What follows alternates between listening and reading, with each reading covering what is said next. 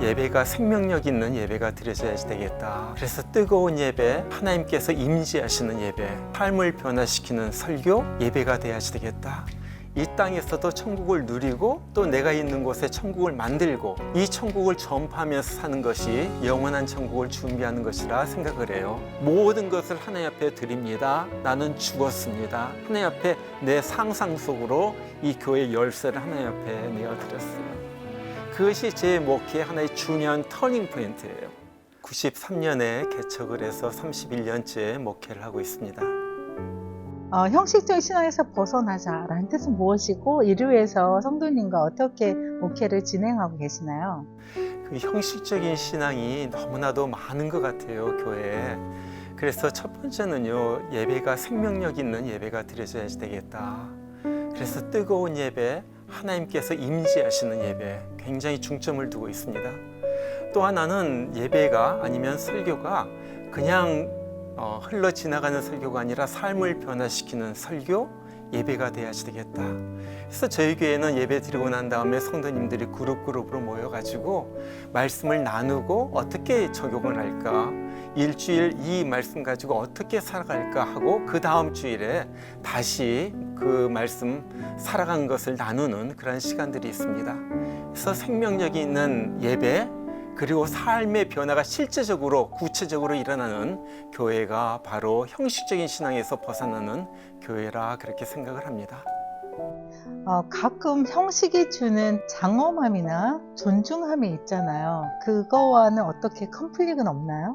형식도 굉장히 중요하죠. 형식 속에 내면이 들어가 있기 때문에요. 그러나 형식만 너무, 예를 들어서 바리새인들이 그랬잖아요. 모든 형식이 있는데 하나님을 사랑함은 없어요. 정말 하나님에 대한 거룩함이 없고요, 리스펙트가 없고요. 그런 것들 제가 말하는 것이었습니다.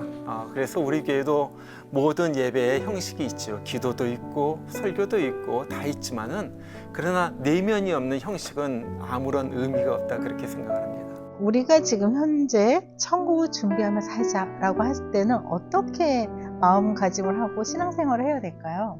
저희는 천국이 꼭 죽은 후에 가는 천국뿐만 아니라 이 땅에서도 천국을 누리고 또 내가 있는 곳에 천국을 만들고 이 천국을 전파하면서 사는 것이 영원한 천국을 준비하는 것이라 생각을 해요.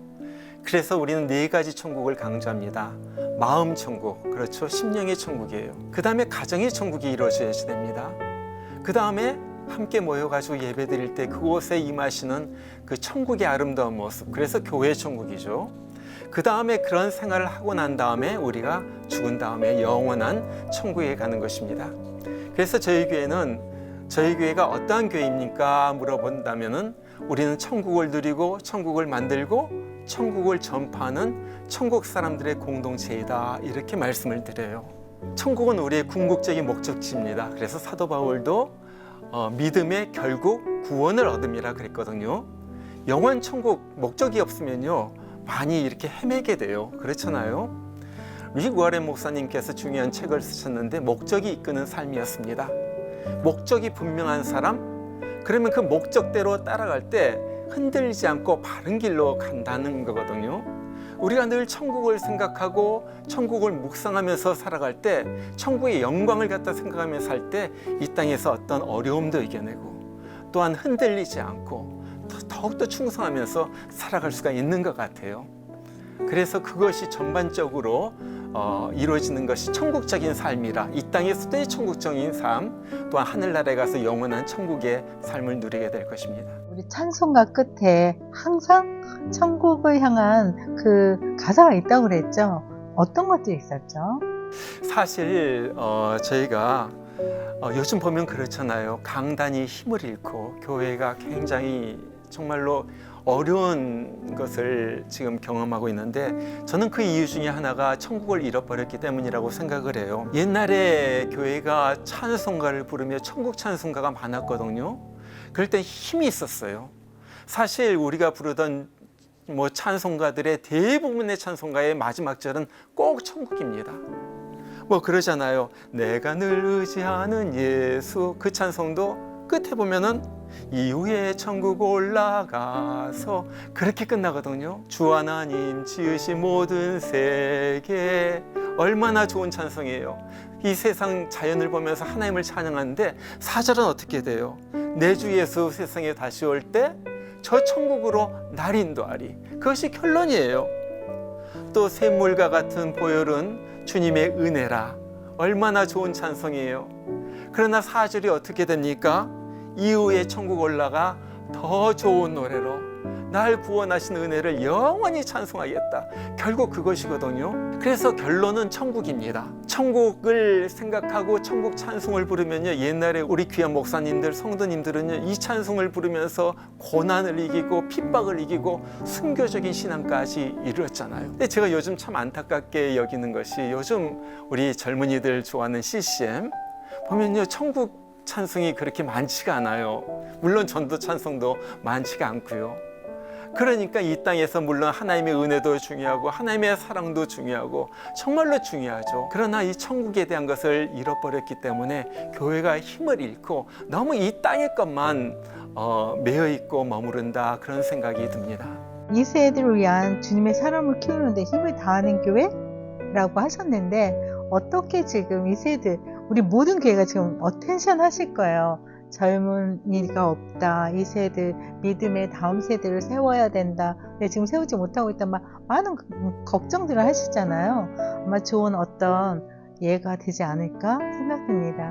목사님, 목회를 잠깐 나눠주세요. 저희도 2세보다는 저희 교회 볼 때 젊은 교회다, 그런 얘기를 많이 하세요. 왜냐하면 교인들의 중추가 30대, 40대입니다. 물론 어린아이들, 갓난아이들부터 80대까지 골고루 다 분포되어 있어요. 그러나 30대, 40대가 이제 주를 이루고 있고요. 그래서 그들이 교회 사역을 전부 다 합니다. 저희 교회 얘기를 할 때 제가 빼놓지 않는 것이, 저희 교회는 사역자가 이제 페이를 받고 하는 사역자가 저밖에 없습니다. 다른 말로 말하면 부교역자가 없다는 거예요. 부교역자가 없는데 전도사님도 없고 아니면 부목사님도 없고, 그런데 어떻게 이 교회 운영이 되는가? 정말 교회가 굉장히 바빠요. 저희 교회 일주일이 정신없이 흘러가고요, 사역도 굉장히 많고요. 그런데 그 일들 전부 평신도들이 한다는 거거든요. 그래서 저희 교회가 이제 한 달마다 사역위원회 모여가지고 당회가 없기 때문에 장로님도 안 계세요. 그래서 사역위원회를 하면은 7개 사역부서가 있습니다. 예배사역부, 교우사역부, 훈련사역부, 관리사역부까지 전부 모여가지고 사역을 하면요, 너무 좋아요. 그러니까 엄격한 것이 아니라 점심 같이 먹고 웃고 떠들고, 그러다가 중요한 안건들 같이 얘기 나누고, 또한 지난 한 달 동안 했었던 사역들 보고가 있고요. 그리고 웬만한 것들 전부 만장일치, 그리고 아니면 목사님에게 일임하거나, 그래가지고 정말 사역위원회 자체도 천국 같습니다. 그리고 여러 가지 팀들이 있어요. 저희 교회 물론 교사팀이 있고요, 찬양팀이 물론 있고요, 그 다음에 음향팀, 미디어팀, 또 통역팀, 우리 미국 분들이 좀 계시거든요. 그래서 이제는 우리 젊은이들이 미국 분들, 또 다른 나라 분들과 함께 결혼하는 국제 가정들이 많이 있잖아요. 또 그분들이 함께 예배 드릴 수 있도록 그렇게 통역이 열심히 되어져 가고 있죠. 그래서 팀 사역 이런 것들이 젊기 때문에 이루어지고 있어요. 저희 교회 교육팀만 해도 정말 잘해요. 우리 영아부, 유아부, 초등부, 중등부 다 있지만요, 교사들이 헌신돼 가지고 일부 예배 나와가지고 예배 드리고 그 다음에 가르치고요. 우리가 이번에 베케이션 바이블 스쿨 여름 성경학교도 했지만은 정말로 3일 동안 하는데, 이 교회를 축제처럼 만들어 가지고 이번에 한 31명이 어린이들이 참가했습니다. 그러면서 정말로 할 때 정말로 잘한다. 그리고 그 모든 것은요, 천국 신앙인 것 같아요. 젊은 사역이 이루어지기 위해서 훈련이 굉장히 중요합니다. 저희 교회 특징 중에 하나가 훈련 사역인데, 어느 분이나 저희 교회 오시면 이제 6주 동안 사가족 모임을 하시죠. 그건 어느 교회나 있는 것이고요. 그런데 굉장히 중요해요. 여기에서 우리 교회가 어떤 교회인가 알려드리고요, 신앙생활의 기초를 갖다 완전히 잡아줍니다. 그 다음에 이제 1대1 양육, 이건 평신도들, 우리 훈련받은 우리 평신도들이 1대1 만나가지고 12주 동안 또 양육을 해요. 그 다음에 24주 동안 저와 함께 제자 훈련을 합니다. 그 다음에 저희 교회에 아주 독특한 프로그램이 있는데 영성훈련이 있어요. 24주 동안. 이것은 저희 교회에서 만든 프로그램이고 교재를 가지고 합니다. 그러면서 깊은 곳까지 정말 영성의 주님과 함께 동행하는 삶, 나는 죽고 그리스도로 사는 삶에 이르는 그것을 훈련시키죠. 이것이 영성훈련이에요. 그래서 이런 훈련을 통하여 목사와 하나가 되고 동역자가 되고 함께 이 교회를 주님 다시 오시는 그날까지 함께 세워나간다. 그러면서 우리 젊은이들이 열심히 뛰고 있습니다. 그래서 사실 오늘도 오셨지만은 저희 교회 깨끗해요. 누군가가 와가지고 청소하거든요. 어떤 청소 우리 업체를 쓰는 것도 아니고 우리 젊은이들이 와가지고 몰래 청소하고요. 뭐 끝나면요 화장실 청소부터 다 합니다. 그리고 뭐 교사들이며 맡아가지고 일들을 다 해요. 그렇기 때문에 목사는 혼자이지만 사실 제가 하는 일은 설교하고 예배 인도하고 뭐 그런 일밖에 없어요. 그리고 또 각 소그룹이 잘 구역 모임이라고도 하고요. 셀그룹이라고 하고죠. 그런 것들이 잘 조직이 되어가지고 이제 예배가 끝나면 밥 같이 먹고 전부 다 모든 교인들이 이제 그 셀그룹으로 들어갑니다. 우리 교회에서는 그것을 케어링이라고 불러요. 그래서 그런 다음에 이제 같이 오늘 받은 은혜를 나누고 그 다음에 이 말씀을 어떻게 적용할까 함께 나누고 그 다음에 함께 기도하고 격려하고요. 그 다음에 다음 주일까지 우리 이것을 실천해 보자 해가지고 다음 주일에 오늘 받은 말씀을 가지고 적용하는 그런 모임이 이제 케어링이거든요. 그래서 이제 케어링을 통해 가지고 은혜를 받고요. 그래서 너무너무나 좋아요. 또 케어링도 천국 같습니다. 그래서 기도하면서 같이 울고요, 격려하고요, 비밀이 없이 다 토해내고요. 그러면서 마음의 치유를 받고요. 그래서 케어링에서 각 케어링마다 이제 돌아가면서 우리 점심 식사를 준비하고요, 또 특송도 준비하고요. 그래서 케어링도 굉장히 바쁘게 돌아가요. 그래서 이런 모임들이 이제 일어나고 있죠. 그래서 젊은 교회이기 때문에 이런 일이 일어날 수 있지 않는가 생각을 합니다. 그리고 가장 중요한 것은 영성이고요. 그 다음에 훈련이라고 생각을 해서 저는 거기에 사실 예배와 훈련 사역만 제가 감당하고 있다 그렇게 생각을 하고 있습니다. 제가 천국과 지옥을 굉장히 강조를 하거든요. 그래서 저희 교회 설교의 거의 끝부분 결론은 천국으로 끝납니다. 그리고 축도도 항상 천국과 지옥 얘기가 꼭 들어가요. 성도들에게 그것을 심어주는 것이죠. 마음속에. 그것은 왜냐하면 제 마음이 늘 천국으로 가득 차 있기 때문에 그래요. 그러다 보니까 목회가요 좀 달라지는 면이, 목회가 좀 타협을 하지 않고요. 저는 목회나 설교하는 것에 있어서나 타협을 하지 않아요. 그리고 내가 늘 생각하는 것이 내가 이 목회를 끝난 다음에 하나님 앞에서 내 목회에 대하여 또 설교에 대하여 판단을 받을 것이다. 사람도 판단하지만 중요한 것은 하나님께서 나를 어떻게 보시는가. 늘 그 마음을 가지고 목회를 하기 때문에 정말 하나님의 뜻이 어디 있을까? 하나님은 어떻게 보실까? 하나님이 나의 목회를 기뻐하실까 하는 그런 마음을 가지고 늘 목회를 하고 있습니다. 그래서 저희 설교의 주제가 늘 그런 얘기 많이 해요. 요즘도 계속 설교하는 내용이 성도의 삶에 대해서 지금 6주 동안 계속 하고 있는데 정말 회개, 죄, 성결, 거룩 이것이 토픽이거든요. 그리고 어떻게 하면 이 세상에서 이번 주 설교는 영광, 어떻게 하면 주님의 영광을 위한 삶을 살아갈까? 이것이 정말 우리들이 요즘 들어야 할 메시지라고 생각하고 그래서 그런 설교를 많이 하고 있습니다. 내가 항상 사람이 바른 길로만 갈 수 없잖아요. 실수로 인해서 이렇게 내가 잠깐 옆으로 갔다라고 느껴지거나, 목회자는 목사님 혼자 우리 평시도내고 할 때 지금 제가 볼 때는 굉장히 건강한데, 이 건강하게 계속 나가기 위해서는 목사님한테 조언을 해주거나 워처로 하시는 분들이 필요하지 않을까라는 생각도 들었어요. 저희는 굉장히 중요한 것이 목회에 있어서 기도라고 생각을 하거든요. 그래서 저는 목사님들과 함께 기도회를 하고 있어요. 한 달에 2번씩 모여가지고 목사님들이 이곳에 와가지고 저희 교회에서 모입니다. 모여가지고 정말 무릎 꿇고 정말로 부르짖으면서 기도해요. 그러면서 우리 목회를 다 나눕니다. 이런 고민도 나누고 아픔도 나누고요. 서로 격려하고요. 그러면서 저를 잡아주죠. 목사님들이. 그리고 또 저도 이제 목사님들 모임에 다니면서 배우기도 하고요.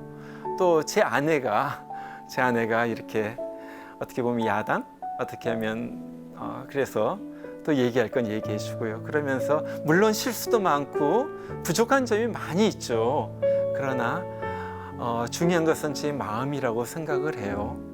그래서 이렇게 해 나가고 있습니다. 이제 31년 이 교회에서 목회를 하고 그 다음에 교회를 지었죠.